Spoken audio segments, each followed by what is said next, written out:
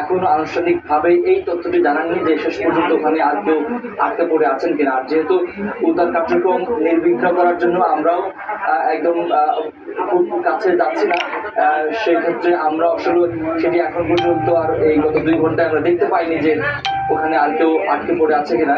নিশ্চয়ই উদ্ধারকারী যারা আছেন তারা আমাদেরকে খানিক পরে হয়তো আনুষ্ঠানিক কোনো তথ্য আমাদেরকে জানাবেন যে এখনো ভেতরে কেউ আটকে পড়ে আছে কিনা বা কোনো দেহ সেখানে আটকা পড়ে আছে কিনা সেটি আমাদেরকে নিশ্চয়ই জানাবেন। তবে উদ্ধারকারীদের পক্ষ থেকে বারবার করে বলা হচ্ছে যে হাসপাতালগুলোতে যেন আগ্রহীরা যান এবং যারা স্থানীয় এখানে ভিড় করছেন তারা এখানে ভিড় না করে বরঞ্চ হাসপাতালগুলোতে গেলে হাসপাতালে হয়তো অনেকের রক্ত লাগবে বিভিন্ন গ্রুপের, সেখানে আহতদের জন্য সুবিধা হবে এবং দ্রুত রক্ত পাওয়া সেটি নিশ্চিত করবে। এবং সে কারণে তাদেরকে অনুরোধ করা হচ্ছে বারবার করে এই দুর্ঘটনার স্থলটি ত্যাগ করে হাসপাতালে রক্ত দিতে যাওয়ার জন্য।